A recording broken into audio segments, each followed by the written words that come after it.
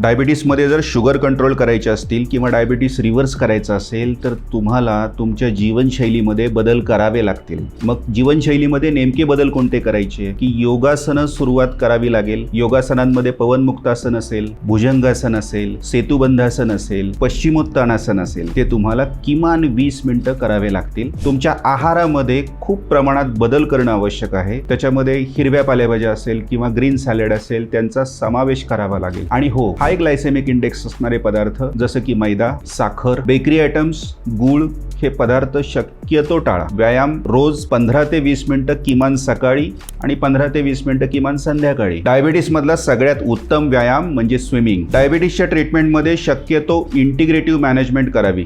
Integrative management म्हणजे काय की आयुर्वेद आणि ॲलोपॅथी दोघांचा योग्य संगम केल्यास पेशंटचे कॉम्प्लिकेशन्स टाळता येऊ शकतात. पर्यायानं शुगर सुद्धा कंट्रोल होतात. तुमच्याही शुगर कंट्रोल होत नसतील किंवा तुम्हाला डायबिटीसमुळे होणारे किडनीचे आजार झाले असतील किंवा लिव्हरचे काही इतर आजार असतील किंवा डायबिटीस आणि लठ्ठपणा ह्या गोष्टी एकत्रित येत असतात त्याच्यामुळे काही आजार असतील तर तुम्ही आमच्या क्लिनिकला भेट देऊ शकता. तर लोटस क्लिनिकमध्ये तज्ज्ञ doctors, medical nutritionist, fitness expert, physiotherapist इत्यादी लोकांची टीम आपल्या सेवेसाठी आहे. तुम्हाला जर मार्गदर्शन हवं असेल तर तुम्ही अपॉइंटमेंट बुक करण्यासाठी तुम्ही खाली दिलेल्या नंबरवर संपर्क करू शकता.